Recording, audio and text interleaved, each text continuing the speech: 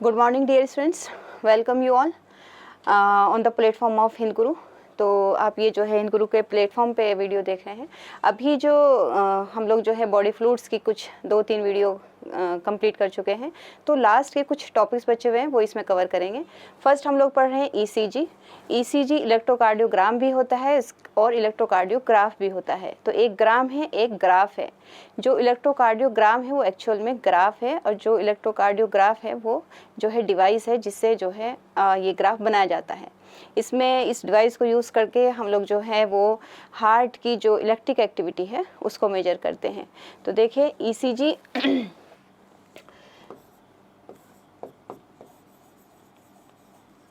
Electrocardiograph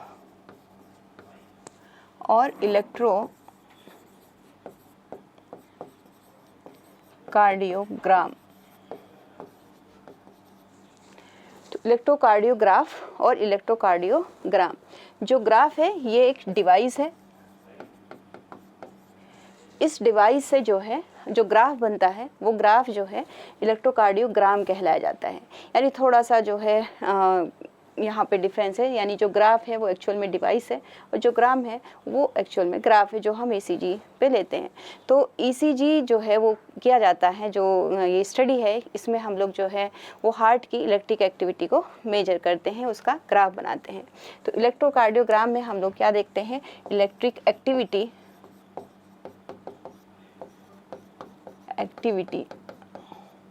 of heart.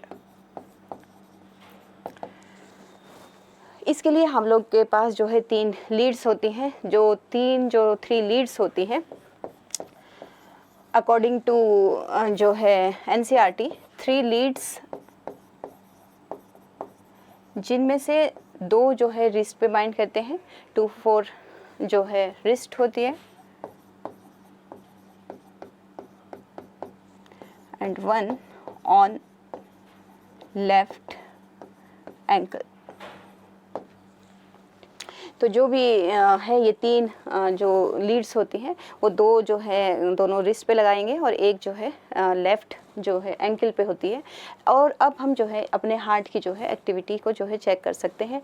ये हमारे पास जो डिवाइस होती है इलेक्ट्रोकार्डियोग्राफ। तो जो ग्राफ आता है नॉर्मली, क्योंकि सभी जितने भी लोगों का होगा एक जैसा ही आता है, और इसमें जो नॉर्मल वैल्यूज़ है वो सेम होती है, लेकिन क्योंकि वो सबका सिमिलर होता है उसमें थोड़ा भी डेविएशन होगा तो पता चल जाएगा कि कुछ प्रॉब्लम है कि नहीं है। तो इसकी जो ग्राफ आता है वो किस तरह से आएगा,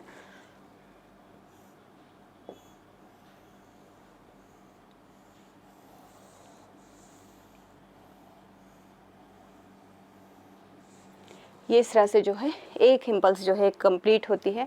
तो जो हमारी फर्स्ट जो ये वेव है इसको पी वेव कहा जाता है, और ये जो है क्यू है, आर, एस और ये टी वैल्यूज़ है, टी वैल्यूज़। तो ये 4 वेव्स हम लोग देखते हैं, पी, क्यू, आर, एस, जो यानी कि जो हमारा ग्राफ आएगा या ग्राम इसको हम बोलेंगे। इलेक्ट्रोकार्डियोग्राफ से इलेक्ट्रोकार्डियोग्राम जो लिया जाएगा उसमें 4 ये जो है हमारी वेव्स आएंगी। एक पी है, फिर हमारी ये जो एक वैल्यू क्यू, आर, एस, इसको एक ही बोल देंगे, और फिर एक टी वैल्यूज़ है।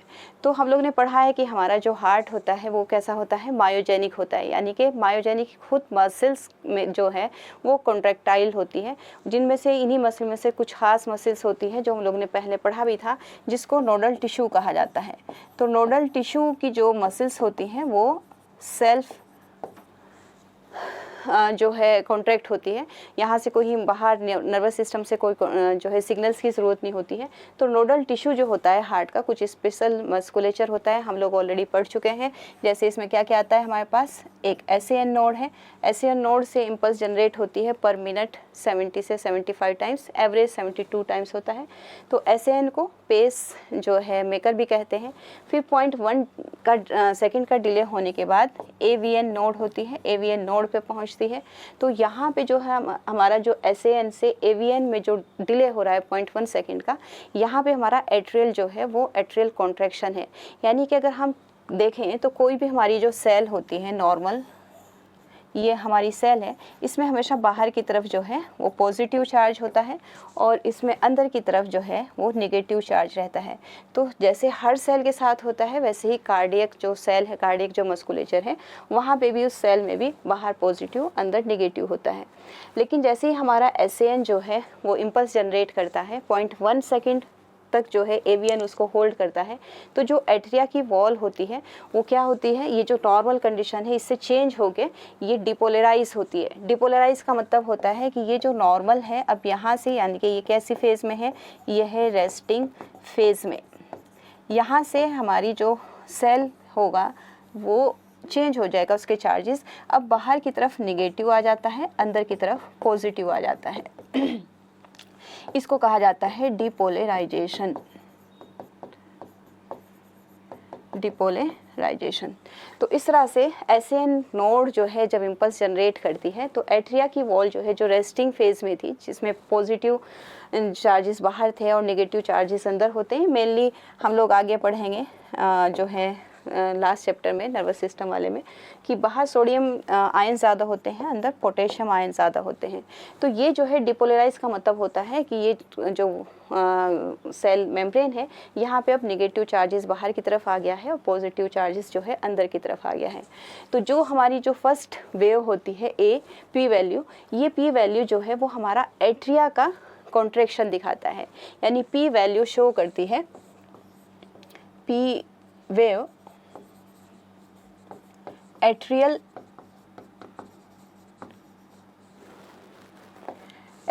Depolarisation.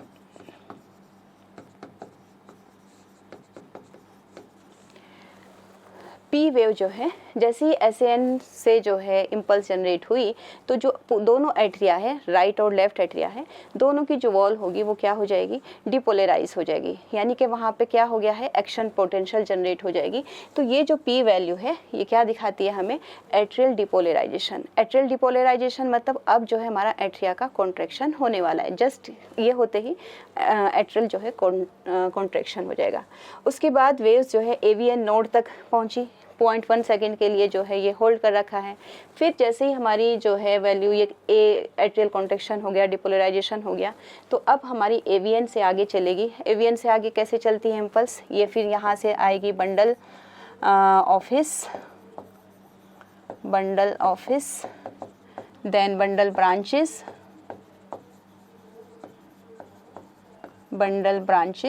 And then bundle branches से पुरकिन से फाइबर।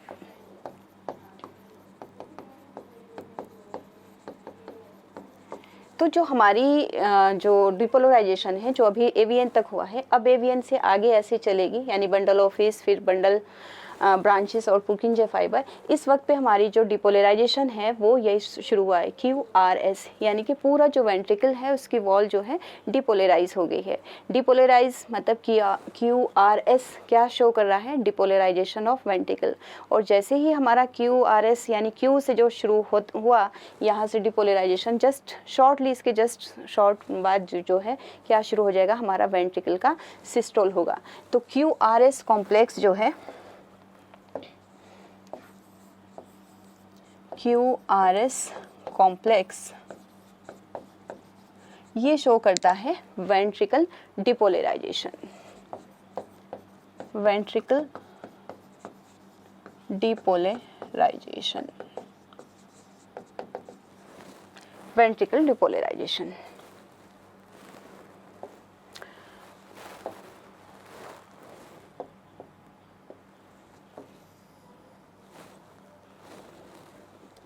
ये तो पी पे क्या हो रहा है, हमारा एट्रियल डिपोलराइजेशन हो रहा है। जैसे ही हमारी एसएएन जो है एक्शन पोटेंशियल जनरेट कर रही है तो चार्जेस जो है जो नॉर्मल थे वहाँ से एट्रिया की वॉल जो है डिपोलराइज हो जा रही है। एसएएन से एवीएन आने में इसमें जो है सिर्फ 0.1 सेकेंड का टाइम लग रहा है यहाँ 0.1 सेकेंड। तब जो है हमारी जो पी वैल्यू है वो शो करती है एट्रियल डिपोलराइजेशन। अब जो है एवियन आगे जो है इम्पल्स भेजेगी, यानी कि आगे की जो वॉल है हमारी जो है वेंटिकल की वो डिपोलराइज होगी। इसको क्योंकि वेंटिकल काफ़ी साइज में बड़ा है, बंडल ऑफ फेस, फिर बंडल ब्रांचेस और पुरकिंजे तक, तो इसको जाने में टाइम लग रहा है, इसलिए QRS जो है ये वैल्यू थोड़ी हमारी बड़ी होगी। तो QRS कॉम्प्लेक्स दिखाता है वेंटिकल डिपोलराइजेशन। और short after Q value, short after Q क्या शुरू होगा, सिस्टोल ऑफ वेंट्रिकल। तो अब जो है वेंट्रिकल का कॉन्ट्रैक्शन होगा, सिस्टोल होगा, डिपोलराइजेशन हो चुका है। जस्ट डिपोलराइज होते ही फौरन जो है वेंट्रिकल जो है वो कॉन्ट्रैक्ट होगा, कॉन्ट्रैक्शन होगा तो ब्लड जो है बाहर पंप आउट होगा। तो हमारे पास अगर राइट वेंट्रिकल है तो यहाँ से पल्मोनरी आर्टरी से लंग को ब्लड भेजा जाएगा, और लेफ्ट वेंट्रिकल से जो है एओर्टा के थ्रू जो है बॉडी को पंप किया जाएगा ब्लड। ये होते ही हमें फौरन जो है हमारी टी वैल्यू आएगी। टी वैल्यू जो है वो रिपोलराइजेशन ऑफ वेंट्रिकल्स दिखाता है। तो जो ये वेंट्रिकल की जो वॉल है अब डिपोलराइज हो गई है, तो फौरन जो है ये फिर से कैसे हो जाएगी, फिर से जो है ये वापस अपनी नॉर्मल कंडीशन होगी। इस नॉर्मल कंडीशन को रिपोलराइजेशन कहेंगे। तो रिपोलराइजेशन ऑफ वेंट्रिकल जो है वो कौन शो कर रहा है, टी वैल्यू कर रही है। तो टी वैल्यू जो है, या टी वेव कहिए, टी वेव ये शो करती है रिपोलराइजेशन ऑफ वेंट्रिकल।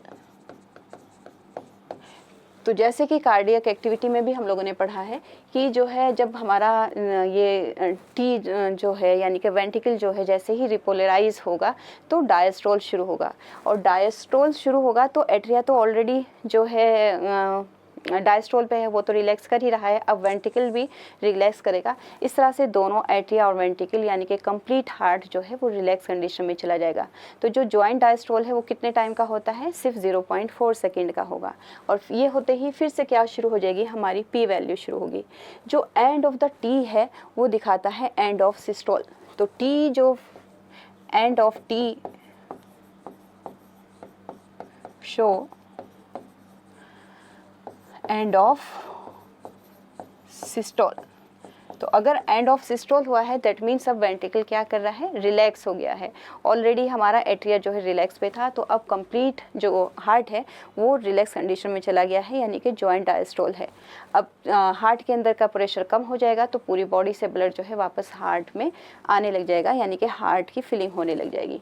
तो इस तरह से हमारे पास ये तीन वेव्स हैं, एक पी, QRS और एक टी।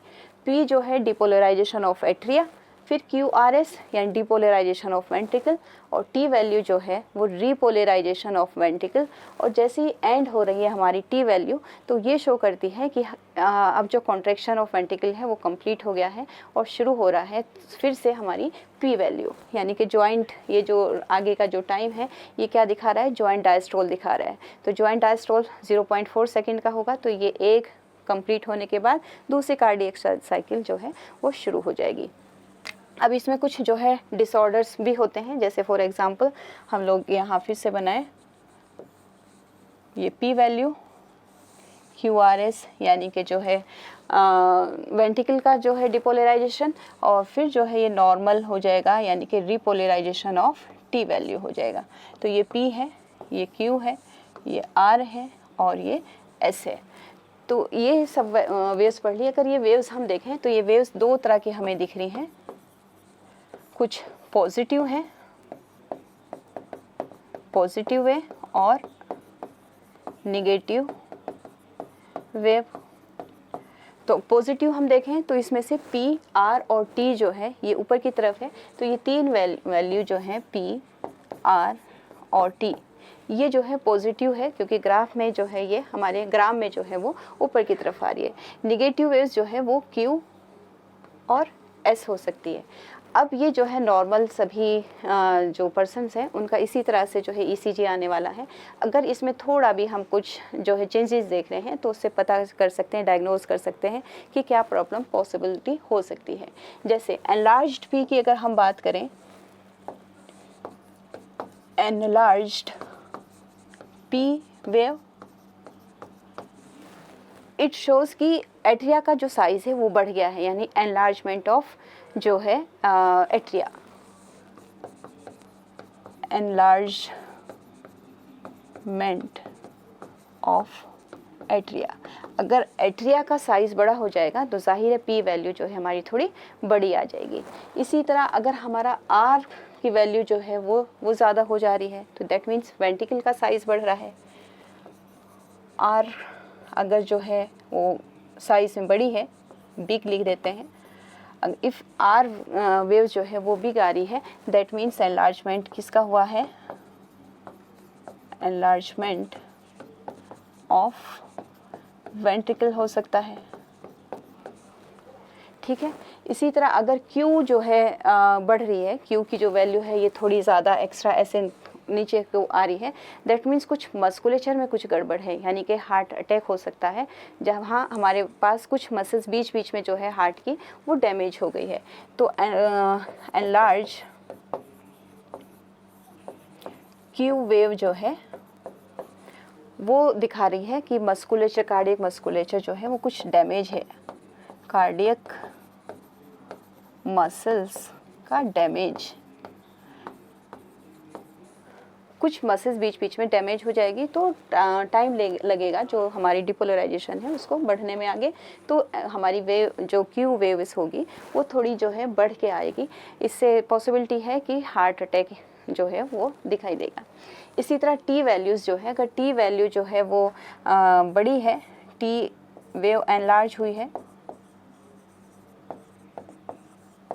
तो ये दिखाता है इनसफिशिएंट ऑक्सीजन, यानी जितना हार्ट को ऑक्सीजन मिलनी चाहिए उतना जो है ऑक्सीजन नहीं मिल रही है, तो इसको कहा जाएगा कि जो है T वैल्यू हमारी जो है एनलार्ज, क्या इसको हम फ्लैट कहेंगे। अगर ये फ्लैट हो रही है यानी कि जो है इनसफिशिएंट ऑक्सीजन मिल रही है हमारी हार्ट की मसल्स को। तो इस तरह से जो है नॉर्मल हमें ये मिल रही है वैल्यू। P जो है एट्रियल डिपोलराइजेशन, QRS कॉम्प्लेक्स जो है वो वेंट्रिकल डिपोलराइजेशन, और T वैल्यू शो कर रही है रिपोलराइजेशन ऑफ वेंट्रिकल। अब इनमें जो है हमारे पास अगर थोड़ा भी कुछ चेंजेस आ रहा है तो इसको डॉक्टर जो है डायग्नोज करते हैं कि क्या प्रॉब्लम रही होगी। तो इस तरह से QRS, और हम ये जो QRS है इसको काउंट करें, हम QRS को काउंट करके हम क्या पता लगा सकते हैं, मतलब एक टाइम पीरियड में, जो भी टाइम पीरियड है उस टाइम पीरियड में QRS काउंट करके क्या पता लगा सकते हैं, हम लोग पता लगा सकते हैं हार्ट बीट रेट। तो इस तरह से ECG कंप्लीट हुआ। नेक्स्ट हम लोग का है रेगुलेशन ऑफ हार्ट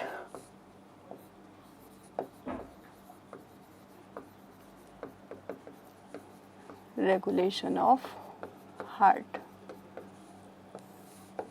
तो वैसे तो हार्ट जो है मैमल्स में मायोजेनिक है, हार्ट इज मायोजेनिक,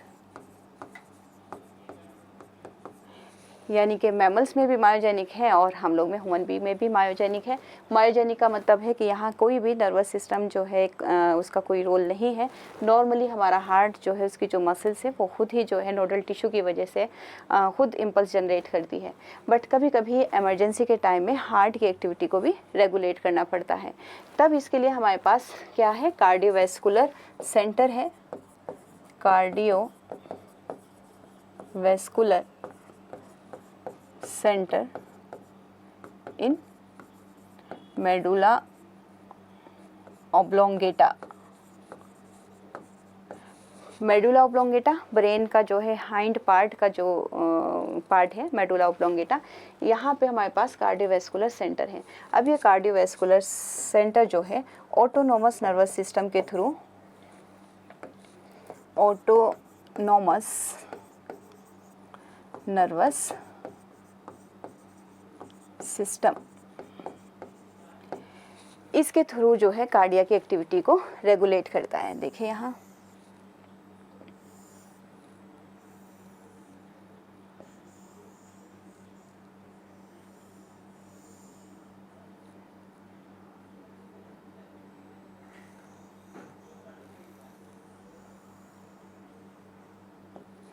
ये हार्ट है, यहाँ पे हमारे पास SAN नोड है,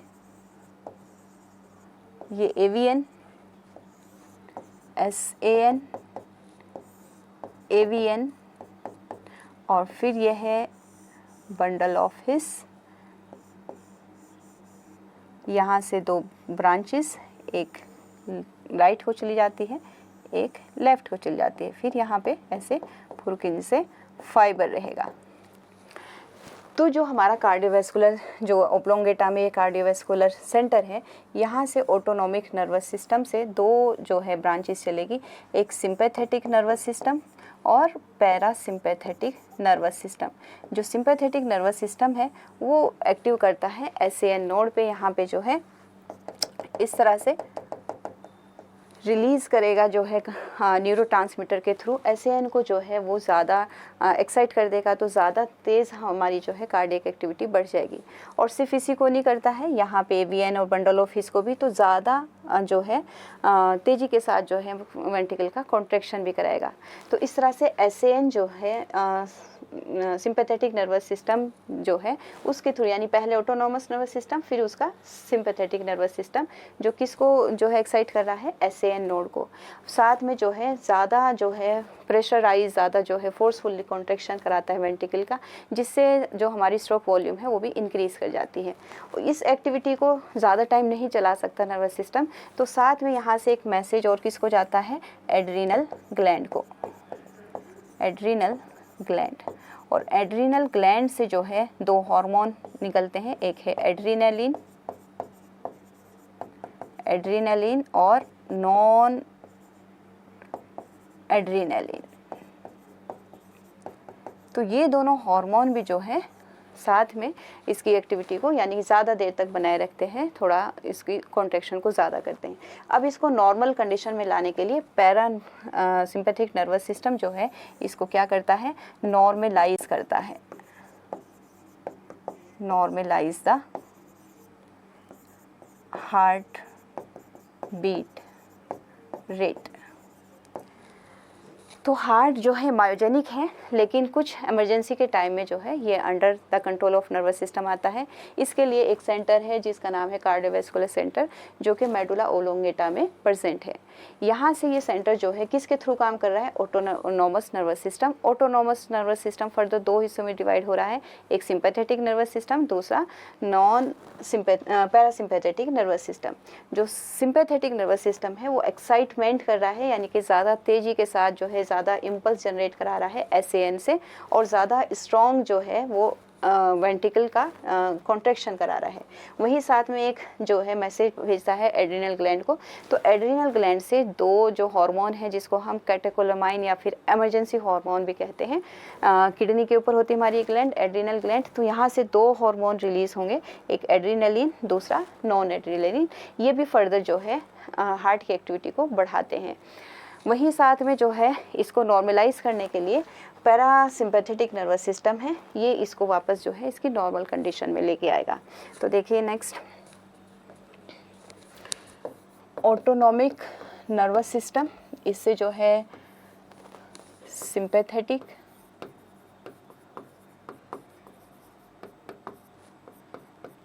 नर्वस सिस्टम और दूसरा पैरासिम्पैथेटिक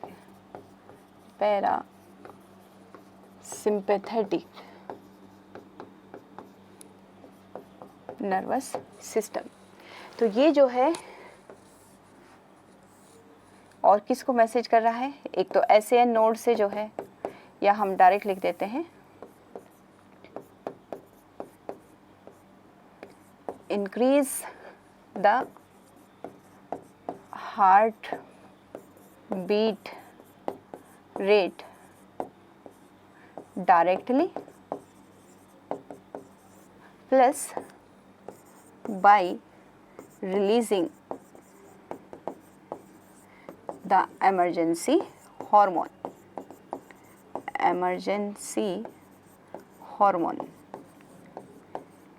ये emergency hormone कहाँ से आएंगे, एड्रिनल ग्लैंड से,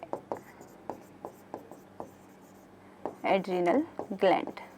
दो होते हैं, एपिनेफ्रिन, नॉन एपिनेफ्रिन या फिर एड्रेनालिन और नॉन एड्रेनालिन।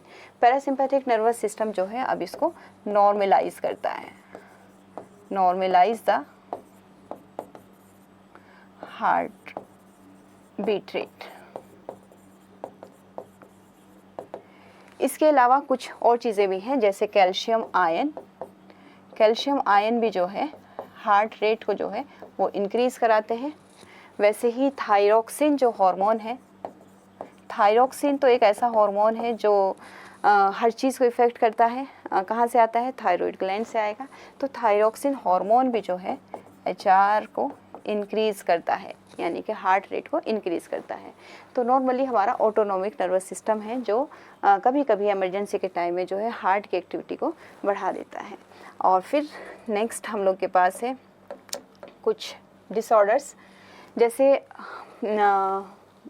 लास्ट टॉपिक है जो ब्लड प्रेशर है। ब्लड प्रेशर जो है हम लोग कहाँ से नापते हैं? जब हार्ट जो है पंप करता है तो लेफ़्ट जो वेंट्रिकल है उसकी वॉल सबसे स्ट्रॉन्ग होती है, वहाँ ज़्यादा फोर्सफुली कॉन्ट्रैक्शन होगा, तो ज़्यादा ब्लड जो है क्योंकि बॉडी में भेजना है एओर्टा के थ्रू जाता है, तो एओर्टा में जो प्रेशर होता है उस वक्त वो बहुत ज़्यादा होता है।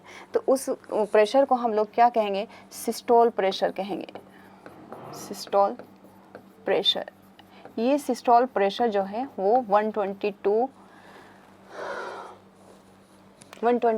mmHg है। ये देखिए यहाँ लिखा हुआ भी है, ये 120 mmHg। ये जो है हमारा सिस्टोलिक प्रेशर होता है। जिस वक्त हमारा वेंट्रिकल जो है कॉन्ट्रैक्ट करता है तो बहुत ज़्यादा प्रेशर आर्टरीज में होता है, वो वाले प्रेशर को कहा जाता है सिस्टोल प्रेशर, जो कि 120 mmHg होता है। अब जो हार्ट जो है जब वापस जो है डायस्टोल कंडीशन में आएगा उस वक्त प्रेशर आर्टरीज में कम हो जाएगा, तो डायस्टोल प्रेशर जो है, डायस्टोल प्रेशर रहेगा 80 mmHg। तो 120 और 80 ये जो है नॉर्मल कहलाया जाएगा, यानी कि ये हमारा कॉन्ट्रैक्शन वाला है, और ये जब हमारा हार्ट रिलैक्स कंडीशन में है तब 80 mmHg है। कितने का डिफरेंस हो जाता है? 40 mmHg का। तो ये जो प्रेशर है ये नॉर्मल माना गया है। अब अगर किसी का प्रेशर जो है एक तरीके से हाई प्रेशर हम लोग सिर्फ तब कहेंगे अगर लगातार हमारी दोनों वैल्यू बढ़ रही है, यानी कि अगर 80 जो है, जो हमारा 80 है, ये नीचे की वैल्यू है, ये भी बढ़ जाए और 120 भी बढ़ जाए तो ये हाई प्रेशर है। और अगर जो है ये दोनों ही डिक्रीज़ हो जाए, यानी कि 80 जो mmHg है ये 60 पहुंच जाए या 70 पहुंच जाए, और हमारा 120 भी जो है अपनी नॉर्मल वैल्यू से कम आ जाता है, तो ये हमारा जो है वो कम हो जाएगा प्रेशर। तो एक तरीके से देखिए 120 और 80 mmHg ये जो है नॉर्मल हुआ।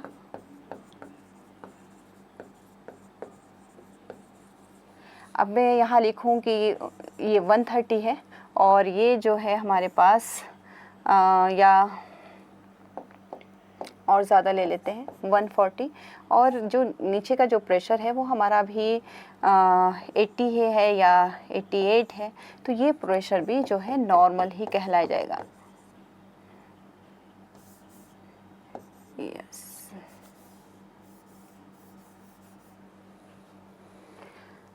वन 120। अब ये जो है अगर हमारा 140 है और ये भी हमारा बढ़ गया 90 बढ़ गया तो ये हाई प्रेशर होगा।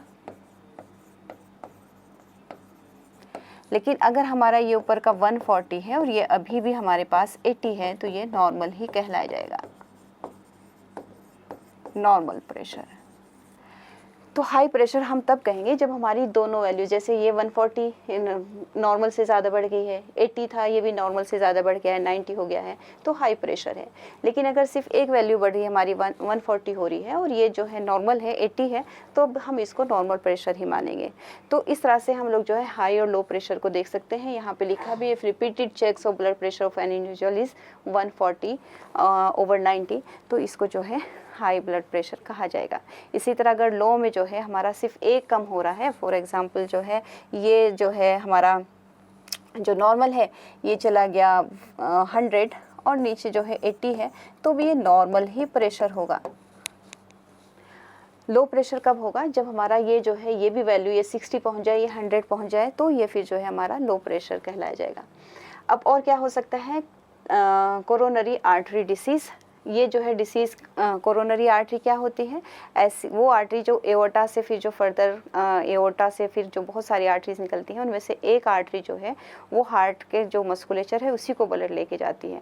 अब अगर इस आर्टरी में कुछ ब्लॉकेज हो गया, उसमें कैल्शियम का डिपोजिशन हो जाए या कोलेस्ट्रॉल का डिपोजिशन हो जाए, किसी फैट का डिपोजिशन हो जाए, उसकी वजह से हमारा जो हार्ट की जो मसल्स को ब्लड है वो सही से सप्लाई नहीं हो पा रही है, तो उस डिसीज़ को कहा जाएगा कोरोनरी आर्टरी डिसीज़, और इसी को एथेरोस्क्लेरोसिस भी कहते हैं। एंजाइना का मतलब होता है कि ऑक्सीजन की डेफिशिएंसी है, एक्यूट चेस्ट पेन होगा इससे जो है, और यहाँ पे हमारे पास इनसफिशिएंट जो है या एनफ ऑक्सीजन नहीं पहुँच रही है हार्ट को। फिर हमारे 3 हैं, हम देखते हैं, आगे पढ़ लेते हैं इसको।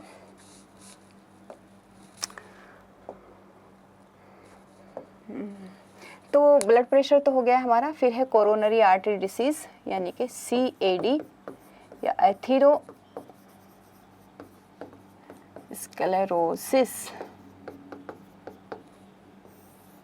तो ये हार्ट है,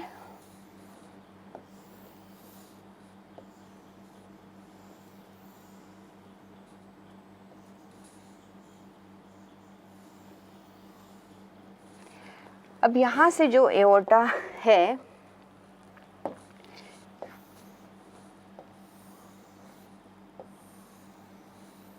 इसमें से एक आर्टरी जो है, इस तरह से एक आर्टरी जो है वो यहाँ पे ब्लड के जो हार्ट का जो मस्कुलेचर है इसको ही ब्लड देती है इस तरह से।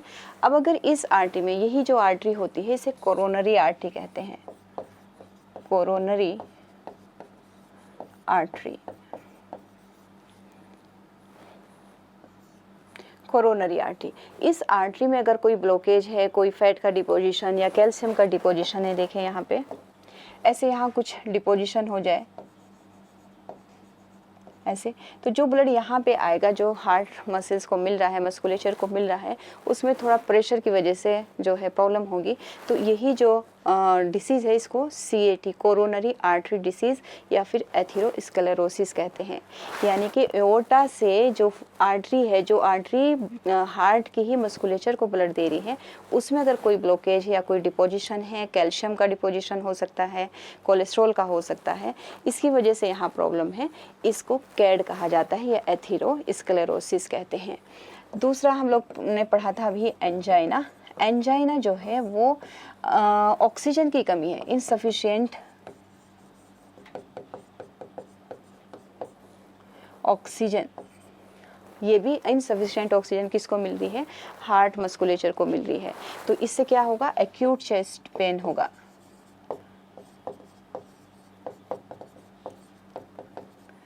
और ये जो डिसीज़ है एंजाइना, ये जो है मैक्सिमम जो है मिडिल जो एज के जो लोग होते हैं, यानी कि कम एज के भी कह सकते हैं हम लोग, यानी कि 30 की एज में जो होंगे उनको भी हो जाता है। तो एंजाइना जो है वो इनसफिशिएंट एक तरीके से ऑक्सीजन है। फिर हमारे पास 3 और हैं, जैसे एक है हमारे पास हार्ट अटैक, हार्ट फेल्योर और कार्डियक अरेस्ट।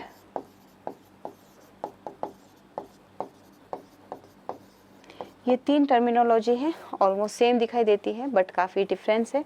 हार्ट अटैक जो है, हार्ट अटैक में हमारी जो मसल्स हैं वो कुछ बीच बीच में मसल्स जो है डैमेज हो जाती है। फॉर एग्जांपल यहाँ पे है और ये हमारे पास यहाँ पे कुछ डैमेज हो गई है, इतनी मसल्स डैमेज हो गई है ये, या फिर यहाँ पे हो गई है या ऐसे हो गई है। तो अब जो ब्लड यहाँ पे सप्लाई हो रही है वो कैसे जाएगा, बीच बीच में उसको रुकावट होगी, तो ऐसे ब्लड जो है यहाँ से घूम के ऐसे आएगा या फिर ऐसे ऐसे ऐसे ऐसे ऐसे ऐसे आएगा। तो बीच में कुछ हार्ट की जो मसल्स होती हैं उनमें कहीं कहीं बीच बीच में कुछ डैमेज हो जाता है जब हार्ट अटैक आता है। तो हार्ट अटैक में जो है क्या हो रहा है, मसल्स डैमेज हो रही हैं। बट जब हम बात करते हैं हार्ट फेल्योर की, तो हार्ट फेल्योर का मतलब होता है कि जो जिसका काम है वो काम ठीक से नहीं हो रहा है। तो ब्लड जो है उसको पंप करने का काम होता है हार्ट एक मस्कुलर पंपिंग ऑर्गन का बोला जाता है। तो ये पंप कर रहा है ताकि पूरी बॉडी के हर टिश्यू तक जो है ब्लड की सप्लाई हो सके। अगर ये काम सही से नहीं हो रहा है, मतलब जो है अपनी ड्यूटी पूरी नहीं कर रहा है, सही से पंपिंग नहीं हो रही है, इनसफिशिएंट पंपिंग ऑफ ब्लड कर रहा है, इनसफिशिएंट पंपिंग ऑफ ब्लड,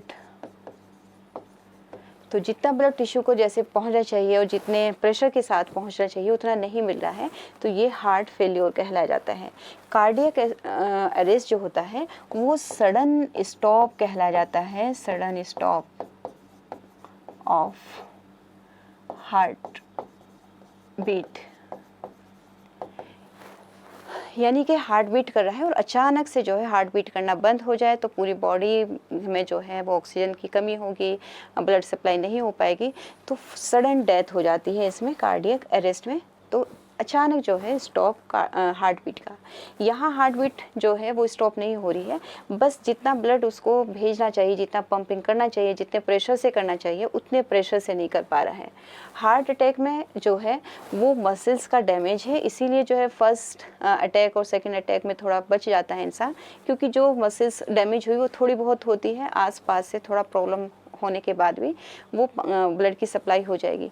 लेकिन अगर ज़्यादा जो है डैमेज हो जाएगी तो यहाँ भी प्रॉब्लम आ सकती है। बट सबसे जो अचानक जो डेथ होती है वो sudden stop of cardiac heart beat है, इसको कार्डियक अरेस्ट कहते हैं। तो इस तरह से जो है बस इतनी ही आपके इसमें जो है बुक में दी हुई है। तो ये कुछ डिसीज़ के साथ नेक्स्ट जो लेक्चर होगा वो नेक्स्ट चैप्टर के साथ शुरू करेंगे। तब तक के लिए बाय, खुश रहिए और अच्छे से अपनी पढ़ाई करते रहिए।